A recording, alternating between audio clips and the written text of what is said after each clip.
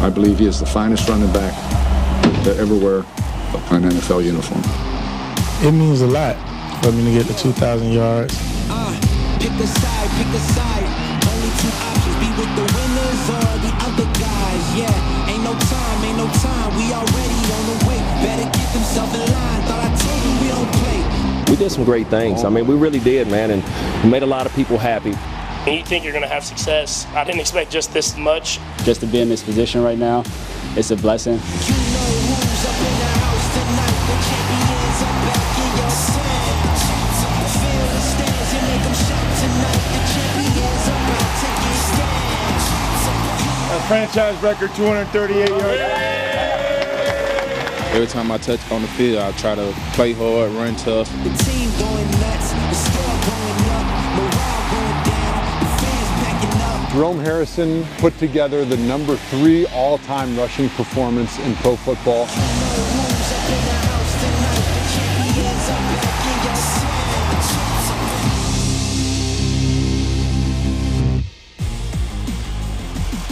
That gets me pumped all the time. Welcome to Fantasy Football Yesterday. We're having a fun week here on CBS Sports HQ, taking a look back at some of the best performances of all time, and in some cases like today, the worst performances of all time. We're looking at the era of fantasy football from 1997 to 2019, and we're going to talk about some of the biggest busts. We're also going to talk about some of the best bounce backs, but we're going to spin it forward a little bit. We're going to look at some of the 2020 potential busts and some of the 2020 potential bounce backs as well. I'm Jamie Eisenberg. That's Dave Richard. That's Heath Cummings. That's Adam Azer. And before we show you the list of the biggest busts of all time, I want to ask you guys your definition of a bust. So 30 seconds, Dave. Everybody's going to get only 30 seconds. What does a bust mean to you? I actually don't think I need 30 seconds. A guy who plays most of the year, completely underwhelms, doesn't help my fantasy team, is the reason why I didn't make the fantasy playoffs. That is a perfect answer. Heath Cummings, what is a bust to you? Someone who is drafted early in fantasy drafts and does not deliver. As long as it's not an injury, I don't care why. Okay, so not injury related, but drafted early. And Adam Azer, what is a bust to you? I like what Dave said. Plays most of the year, drafted early, I would say first 3 or 4 rounds, and is just pretty bad. Not like, oh, he was the number 15 running back, but somebody who you basically didn't want to have in your lineup most weeks. All right, we're going to take a look at the biggest busts of all time in the era that we're talking about. 97 to 2019, the reason we're using that time frame is that's when Sportsline, which eventually became CBS Sportsline, which eventually became what we are now, CBSSports.com, became the leader in the fantasy industry, and we'll show you some of our suggestions as the worst players because they're busts. Here's the list that we've been working off, a 6-man panel. Put this list together, you see, starting with Cadillac Williams in 2006, all the way down to Antonio Brown in 2019. And the two guys at the bottom there, Le'Veon Bell and Brown, are going to be a little bit controversial. As you sort of heard, they had to play for some of our guys based on the definition of what they are as busts. But some of these guys were just coming off monster campaigns. In some cases, they didn't just play for one team like Randy Moss in 2010. They played for 3 teams the following season after their big season 2009 for Moss. 2010, he played with 3 different rosters. With DeAndre Hopkins, for example, it was a quarterback situation. Same thing with Larry Fitzgerald in 2012. Trent Richardson, great rookie performance. Same thing with Zach Stacy, but their sophomore campaigns were completely terrible for Richardson, another guy that was traded and played for 2 different teams. So let's talk about the guy who I think is the biggest bust because he was largely disappointing because he did not play for you at all. I don't care about the other definitions. If you don't play, you are a bust. And Le'Veon Bell, not injured, just did not show up. So in my opinion, Bell's 2018 campaign was terrible. 2017, we know, star, 1,291 rushing yards, 9 touchdowns, 11 total touchdowns when you factor in his receiving. 85 catches, 655 yards. That's the guy we were hoping to see. It's the guy the Steelers were hoping to see, and we didn't see him at all. So I think he's the biggest bust. Heath, you think he's the biggest bust. Tell us why.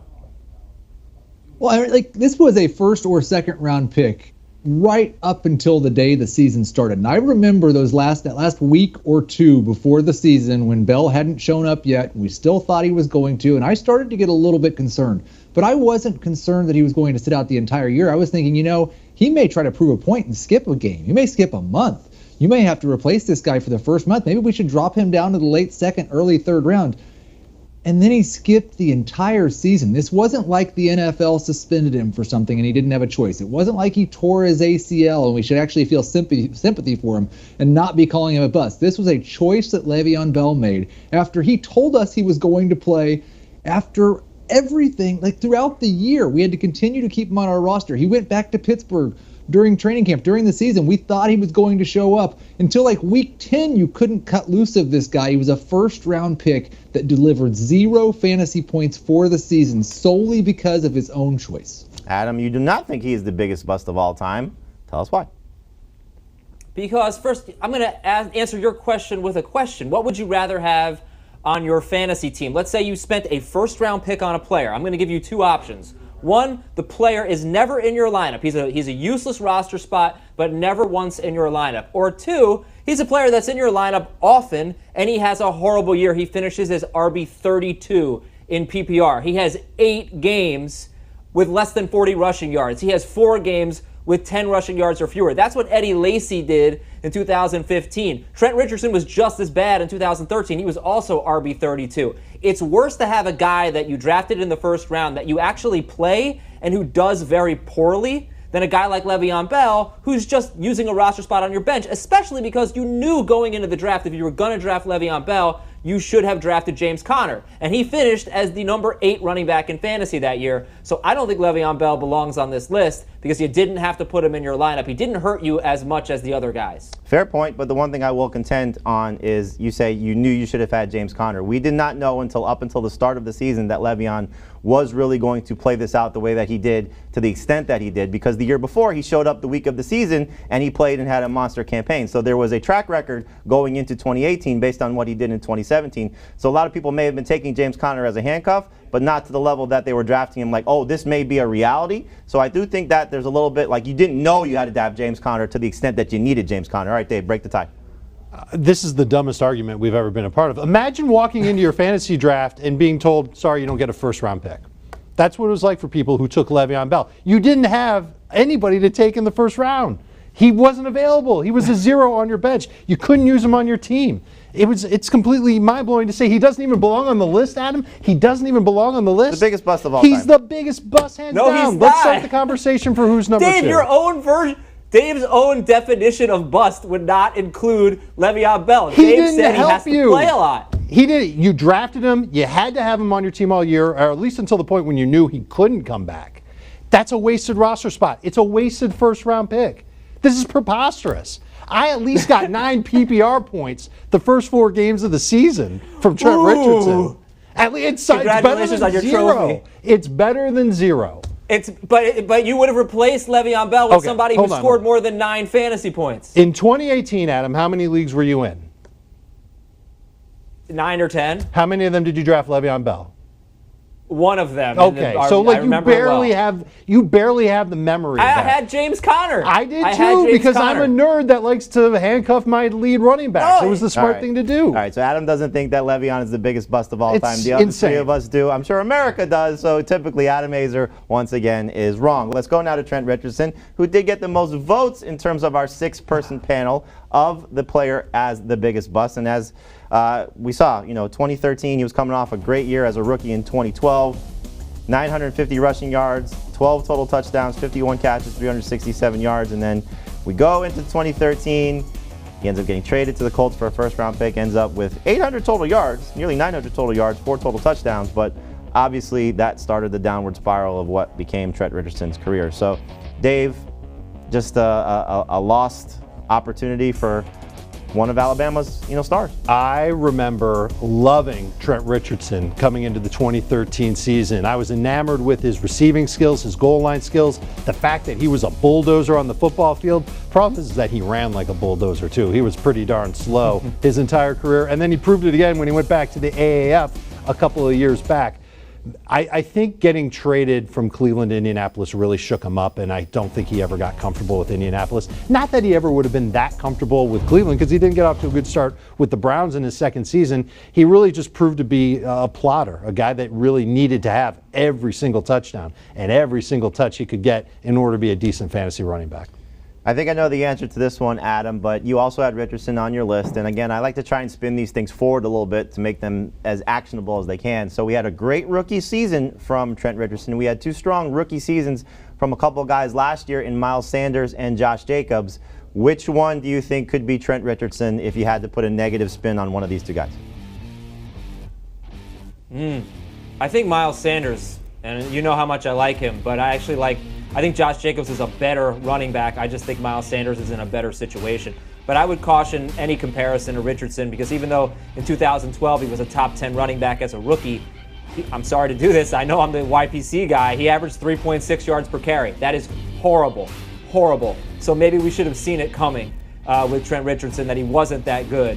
But I would say Sanders because I guess if you want to poke a hole in his season, he did it mostly at the end of the year against some worse competition, some inferior competition, and he really struggled at the beginning of the year. But I don't think these guys are Trent Richardson. I think they're both really good.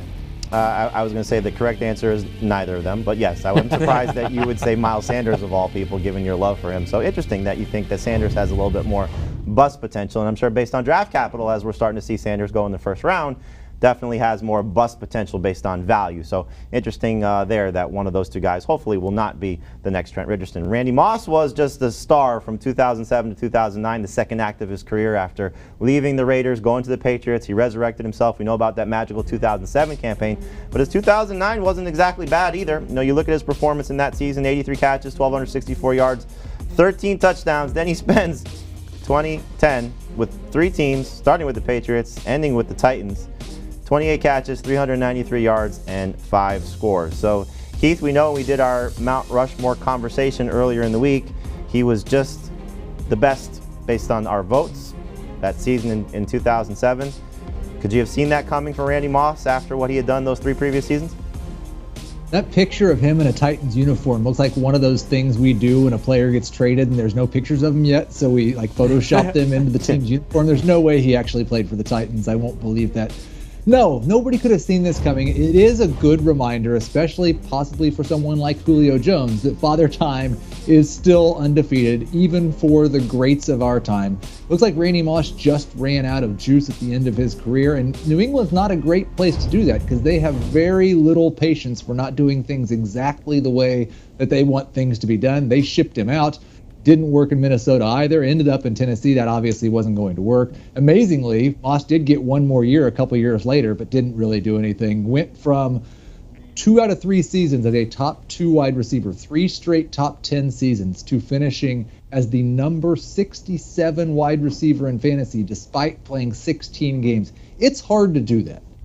It's very hard to do that, and we saw it. Unfortunately, that's the way one of the best receivers in NFL history, how his career, came to an end. And you mentioned this, Heath, a cautionary tale to some of these older receivers. Dave, I want to ask you, and I'm going to ask you this in comparison to what their values are. So not just necessarily like, we're going to say Julian Edelman. You can say just, his situation stinks. Okay. But, the value where you're getting for Julian Edelman. So we have a bunch of receivers here that are in their age 30 season or older, and some of the more prominent ones. Like I left Larry Fitzgerald off because I think, we know what kind that would of have been the easy answer to but T.Y. Hilton and Julio Jones at 30. Julio is going to be a first-round pick, most likely. T.Y. Hilton a fourth-round pick. Then you have, mid to late-round guys like Tate and Sanders. Jackson definitely a late-round guy.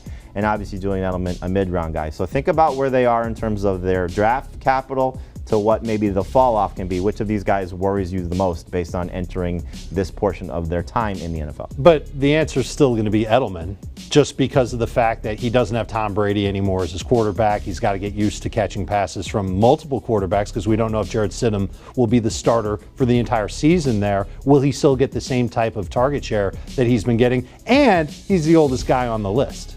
Yeah, age is a factor. And, Patriots receiver, you don't want to have that tie-in, but sometimes history repeats itself, and for Randy Moss, he didn't lose his quarterback, but he did lose his mojo, and hopefully the same thing does not happen with Julian Edelman as one of the best slot receivers that we've seen in this era, certainly for the Patriots as well.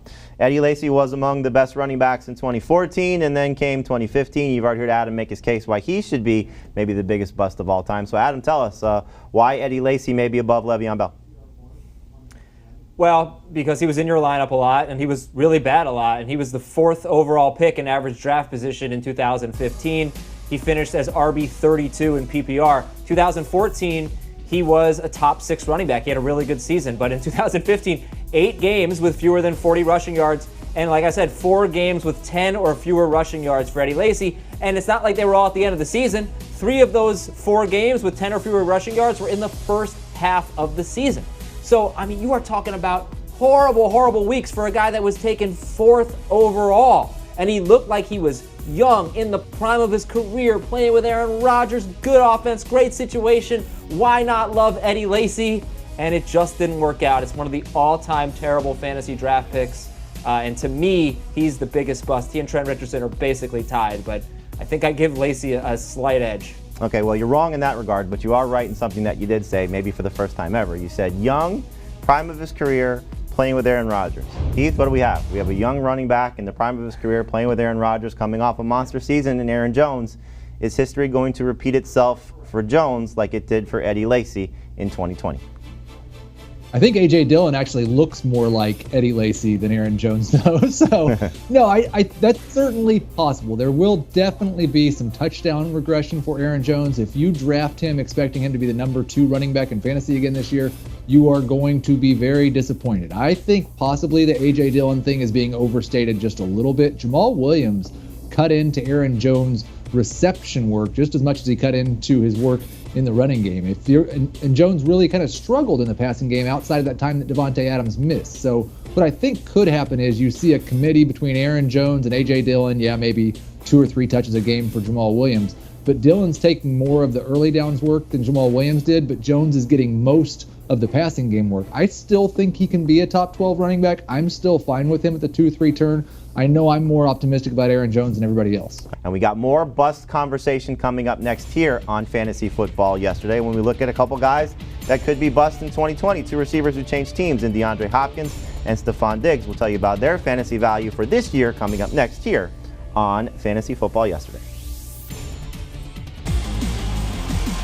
Welcome back to Fantasy Football Yesterday. So we've been spending the entire week looking back on some of the best performances. As we told you at the start of the show, some of the worst performances of all time from the era of 1997 to 2019. But we like to spin things forward. We want to help you win your fantasy leagues. We want to tell you about some players that you might want to avoid. I'm Jamie, that's Dave, that's Heath, that's Adam. We're talking 2020 busts. And we're each going to give you a list of guys that we think you should avoid. Some of it's based on average draft position. Some of it's based on just thinking that these guys may stink. Let's start with the list that Heath Cummings has provided us. And you see these 4 guys here. Not the guy with the name Heath Cummings. He's not a bust at all.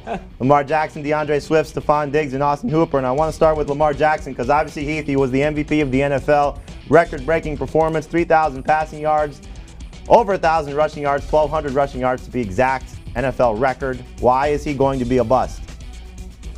This is no fun. I don't want to do this. We did it last year with Patrick Mahomes. I hated doing it then. I hate doing it now. I love Lamar Jackson. He's going to be awesome. But unfortunately, we're going to get to August, and you're going to look at CBS ADP, and Lamar Jackson's going to be a first round. And that first round pick, that's an enormous mistake. Yes, he was worth a first round pick last year.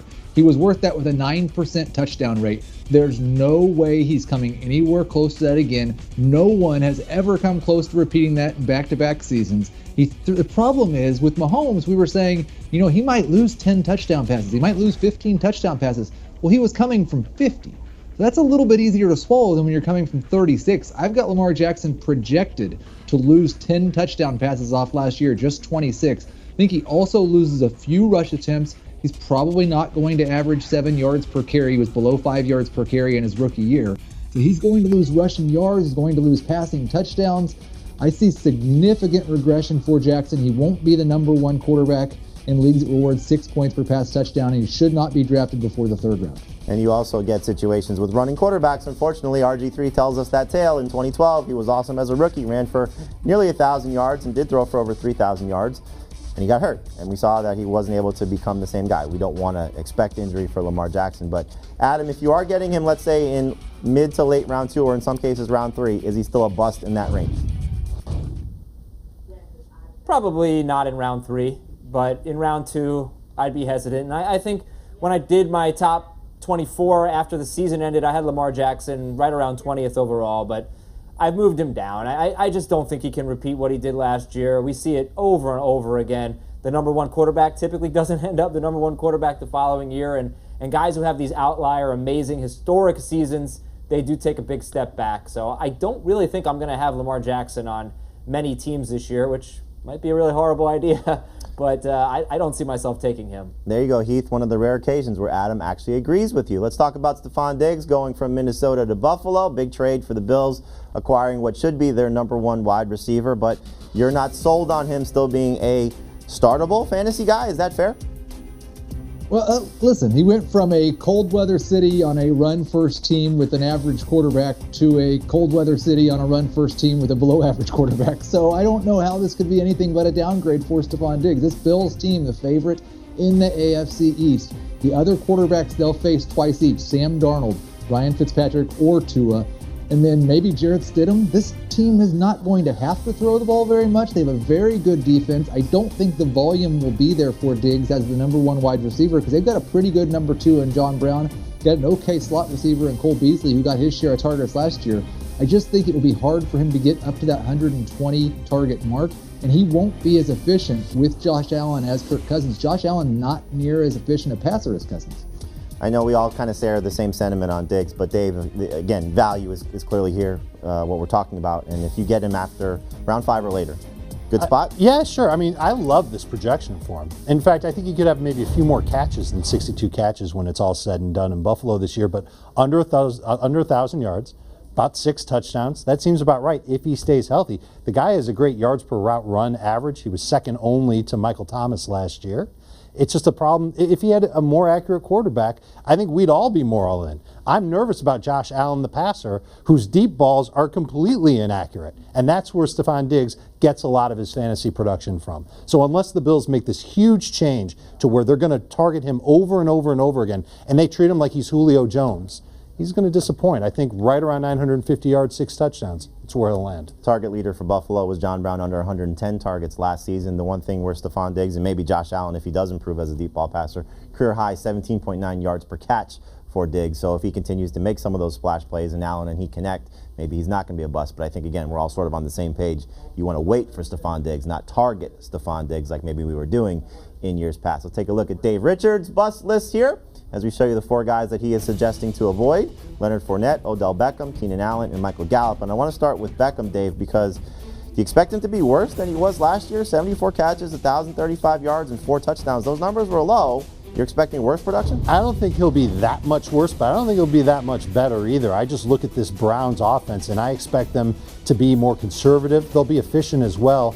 There were some serious issues with Odell last year. Injuries were one of them, and he's had injury concerns each of his last 3 seasons. I think that's been part of the reason why he's been so limited. He had 1 red zone catch last year. What the hell is that? How does Odell Beckham have only 1 red zone catch all season long, and he averaged 8.3 targets per game?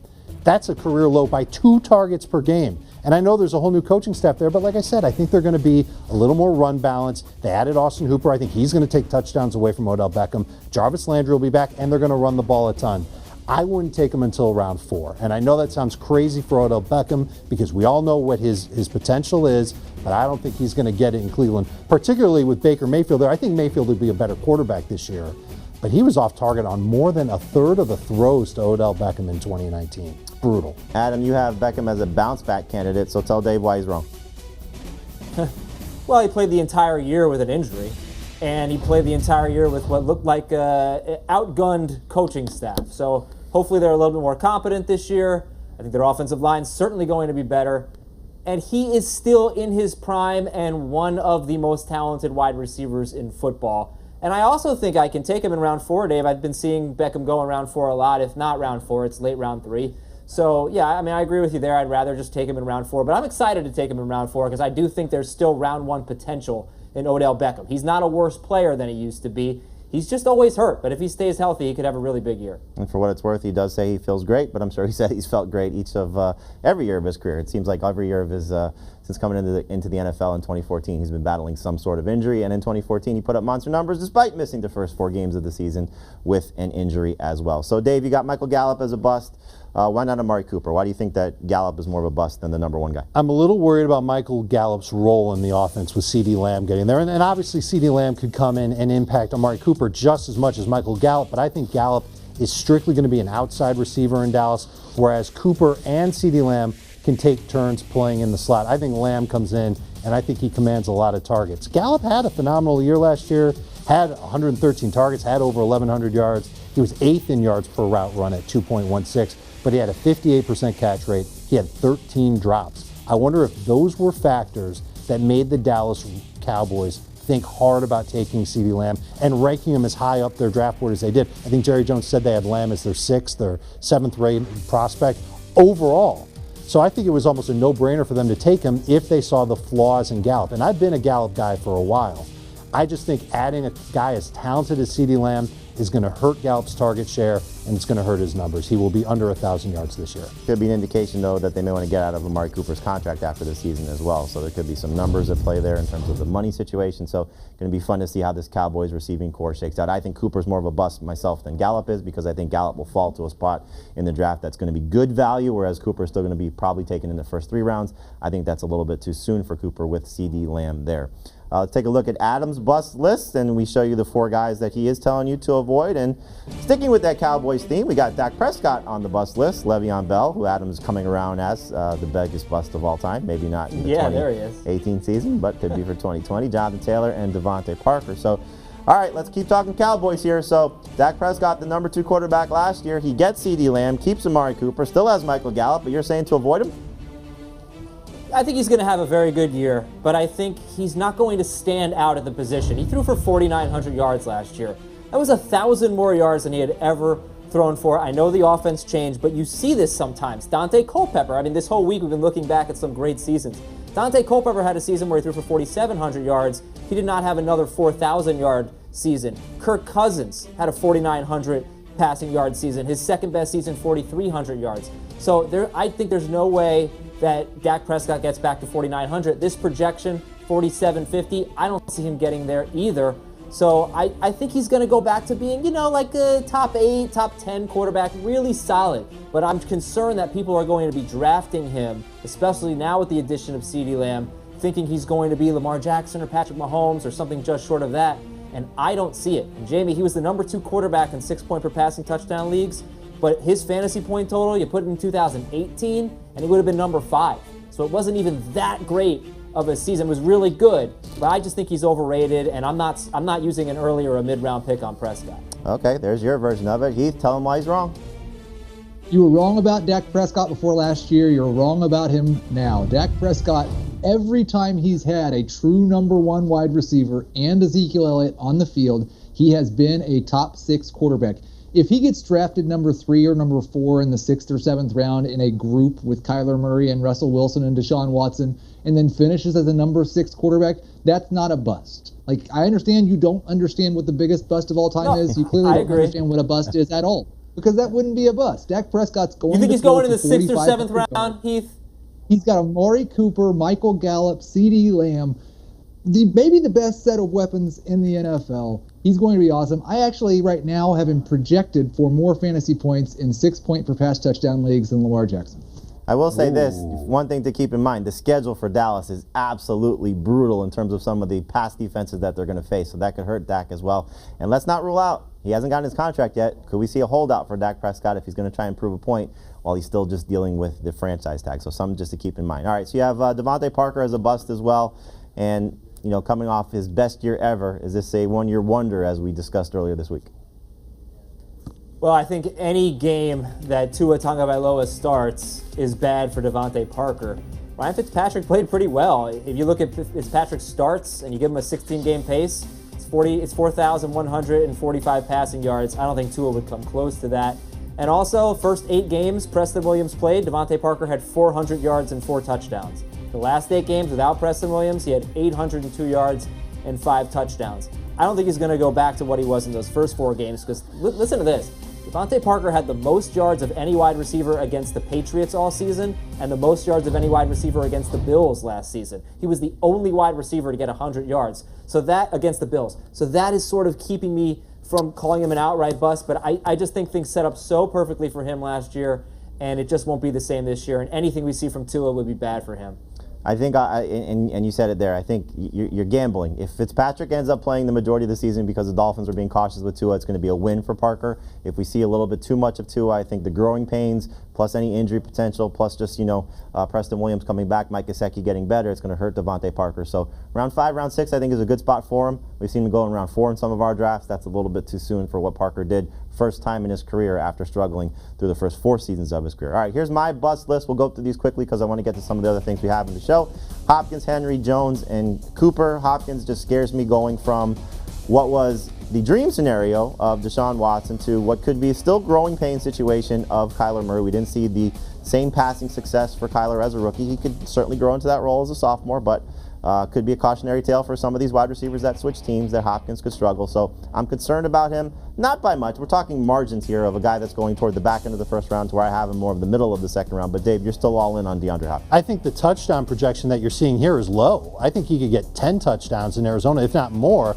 And I think the catches might be a little too high at 102. I think that number is the one that concerns me a little bit more. But I see him as a red zone solution for Arizona. The Cardinals last year had more pass attempts per game, than Houston did in 2019, 2018, or 2017. And there have been lead receivers in Cliff Kingsbury's offense before going back to his college days. I'd be stunned if he was even Steven in the target category with Christian Kirk and Larry Fitzgerald. He'll lead the way. He'll be better than those guys, but just by how much, that's the question. So for a guy that's been used to 30% of the targets from his quarterback, it would take him having the 3rd most targets of his career to get to that number based on what the Cardinals threw last year, and the 2nd most targets in the NFL last year for Hopkins to do that. I just don't think he's going to reach that level, and as we saw, his yards per target coming down, touchdowns could come down again, as we saw last season. So I'm just a little bit concerned about Hopkins going from the Texans to the Cardinals. I'm also concerned about Derrick Henry, mostly because of his workload, over 400 total touches last year when you factor in the playoffs, and so I just get scared of running backs. Time tells us, data tells us, history tells us that these guys that get significant workload, they deal with wear and tear issues. So I can certainly understand why people are still buying in. He's been awesome the last 2 seasons. He finds the end zone, 15-plus touchdowns each of the last 2 years. But I just think that we could be looking at a step back, and we know he does not have his passing game to rely on. 18 catches last year, a career high. He has less catches than games played in his NFL career. So I'm just nervous about Derrick Henry, more so in PPR than non-PPR, but I am not taking him in the first round in any format this year. He will be a bust for me. All right, when we come back, we're going to take a look at some of the all-time bounce-back performances. Maybe some of the busts that we talked about earlier came back and played at a high level. Peyton Manning, probably the best all-time bounce-back candidate in NFL history. We'll tell you about Peyton and more next here on Fantasy Football Yesterday.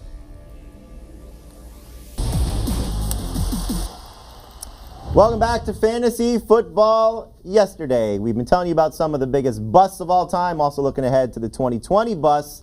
And where there's busts, hopefully there's bounce backs. So now we're going to talk about some of the best bounce backs of all time as we continue to look at the era from 1997 to 2019. And here's the list of the guys that we compiled. Our 6-person staff put this list together based on votes. And you got Terrell Owens in 2000, all the way down to Todd Gurley in 2017. Some of these are guys coming back from injury, with Peyton Manning, Adrian Peterson, and Steve Smith. Some guys just coming back from some horrific performances, whether due to other circumstances like Larry Fitzgerald and DeAndre Hopkins dealing with poor quarterback play, Todd Gurley just getting a better quarterback and a better coach to help him in 2017. So let's talk about some of these guys here. And Adam, I want to start with you with the best injury comeback of all time. It was a big debate who was going to be the NFL MVP in 2012 between Adrian Peterson, who ran for 2,000 yards, and Peyton Manning, who had another 4,000-yard campaign coming back from his neck injury. So which of those two were better? Let's throw in Steve Smith as well, coming back from his broken leg in 2005. When you look at those 3 guys, the seasons that they had after their injuries, which one was the best to you? 1, Adrian Peterson. 2, Steve Smith. 3, a distant third, Peyton Manning. Adrian Peterson was the #1 running back in 2012. Steve Smith was the #1 wide receiver in his comeback year in 2005 or 6. And both of them had careers. Adrian Peterson tore his ACL on December 24th. Okay, and then he ran for 2,000 yards the following year with so many doubts. We didn't know somebody could recover from an ACL injury that quickly and rush for 2,000 yards. Steve Smith had his best season. He led the NFL in catches, yards, and touchdowns. Peyton Manning had a great season, but I think he was QB 5 or 6 that year in fantasy. The following year, he had the best season that we've seen in this era from 97 to 2019. But yeah, Peyton Manning was great, but Adrian Peterson in December on Christmas Eve tears his ACL and then comes back and rushes for 2,000 yards. It's a no-brainer, Jamie. He's number one. All right, AP number one, Steve Smith number two, Peyton Manning number three. Heath, do you agree with that list? I don't really, although I do think that was the most compelling case that Adams made this hour. So I will give him a little bit of credit there. Dave, when you have the comeback situations in 2017 between Hopkins and Gurley, we're talking a lot about DeAndre Hopkins. Bounce back, bust, bust for 2020. But 2017, he comes off the Brock Osweiler year in 2016 and just puts back up numbers that we hope to see once again.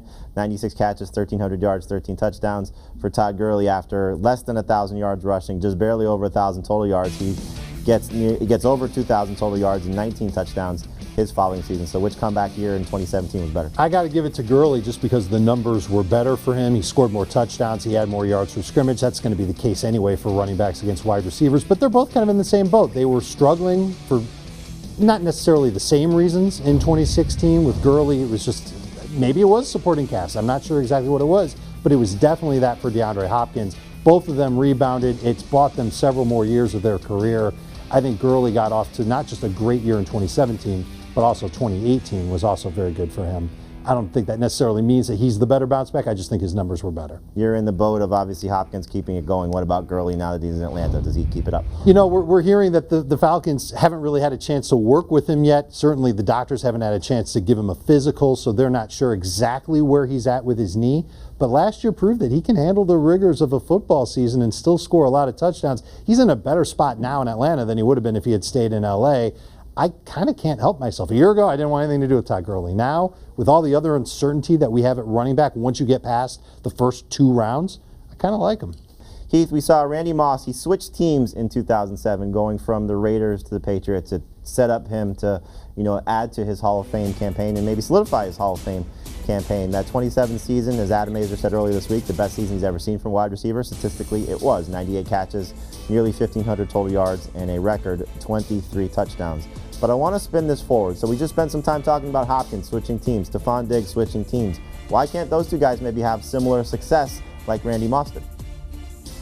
I don't really think DeAndre Hopkins or Stefon Diggs are Randy Moss, but they're also not bounce back candidates necessarily because they're coming off very good years. But they could transition. I mean, Moss was traded. We heard that story from Scott Pioli. Moss was traded in the fourth round, like during the draft. He didn't have a ton of time, but I do worry just a little bit. Diggs going to a situation with a not Tom Brady, Josh Allen.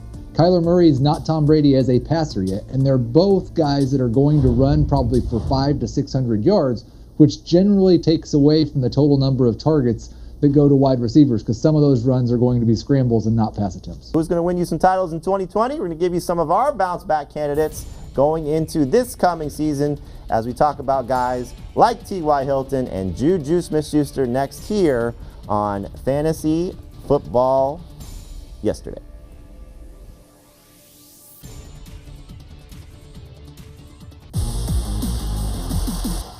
Welcome back to Fantasy Football Yesterday. We talked about some of the best bounce back seasons of all time. Adam told you Adrian Peterson in 2012 was better than Peyton Manning.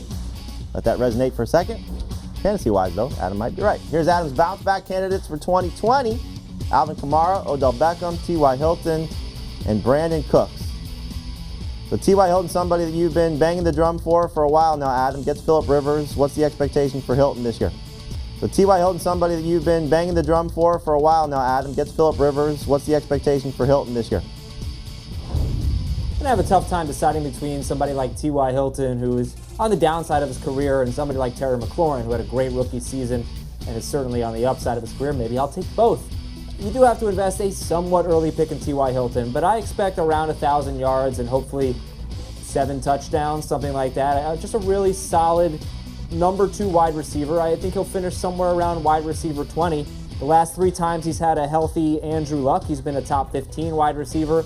We've seen Phillip Rivers make Keenan Allen, or in one season Tyrell Williams, a must-start either number 1 or high-end number 2 wide receiver. So why can't T.Y. Hilton be the Keenan Allen or Tyrell Williams to Phillip Rivers? It just makes sense to me. As long as he stays healthy, that's going to be the key with him.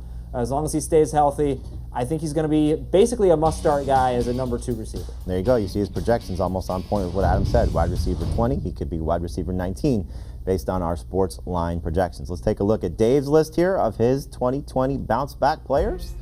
And you got James Conner, Matt Breida, Tariq Cohen, and Adam Thielen. So, Dave, James Conner gets some company with Anthony McFarland in the NFL draft, but you still think he's going to bounce back from his injury-riddled campaign, the entire Steelers offense basically dealing with injuries in 2019. Well, and McFarland's the only guy that the Steelers added. So there's been talk out of Pittsburgh that they want to use more running backs in an effort to keep James Conner fresh. And this is Conner's last year there, so maybe in a prove-it type situation, he'll try and do everything he can to stay on the field. Before he got hurt with the shoulder injury last year, he was on pace for just over 1,400 total yards and 14 touchdowns. He had 6 touchdowns in his first 7 games. I like those types of numbers. It's just a matter of whether or not he can stay healthy. I think that's baked into his draft average.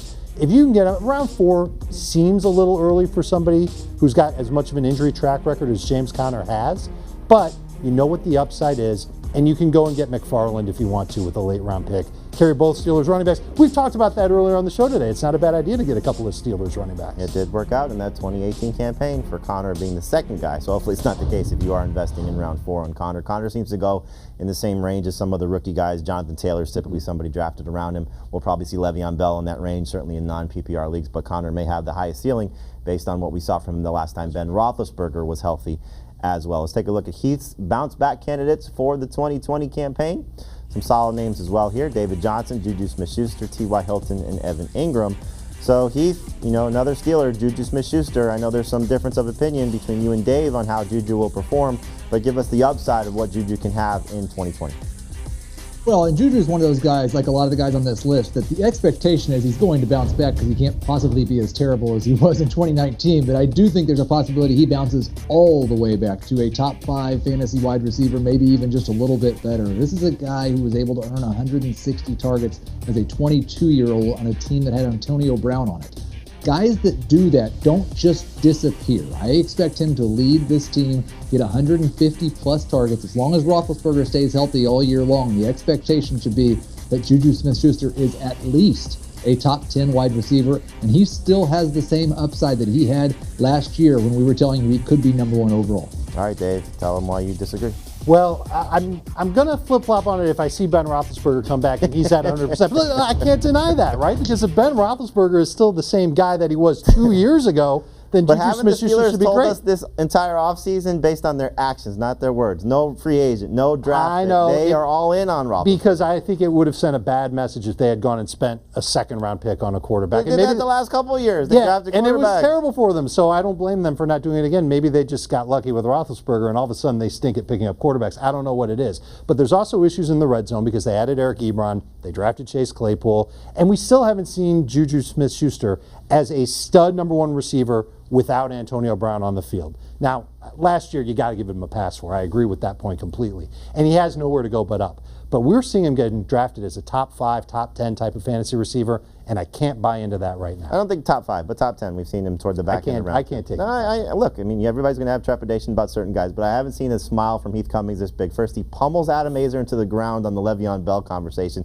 and he gets you to flip-flop on JuJu. Just an unbelievable day for you, Heath. Congratulations. I haven't seen you this happy since the Chiefs won the Super Bowl earlier this season. My bounce-back list, a couple quarterbacks for me, Tom Brady and Jared Goff. I think they will be better just based on Brady getting new environment, new weapons. Jared Goff just can't be as bad as he was last year. Melvin Gordon, new team for him. And then A.J. Green, all he got to do is play. It's very similar to a lot of these guys. Just show up and play. And if he does, should hopefully be the guy that we saw in 2018 when he was healthy, missed the entire season last year with that ankle injury. But look, if you get him in round 5, that's a steal. Round 4 is probably good value. Tyler Boyd should play well, and we'll see with John Ross and T. Higgins along with Joe Mixon. But Joe Burrow, even with the shortened offseason as a rookie quarterback, lean on A.J. Green. It's not a hard formula for success, so it could be fun to see how A.J. Green does now that he's back in the NFL. All right, you can check out our Fantasy Football Today podcast. We'll talk more about these bounce backs, these busts, and also what we're going to talk about on Friday on HQ, as well as our podcast. It's looking ahead to the 2020 to 2025 era and who's going to be the best fantasy performers then. We're going to have a lot of fun conversations spinning it forward, tell you how good these guys can be. For Heath, for Adam, for Dave, I'm Jamie. Thank you for watching Fantasy Football Yesterday.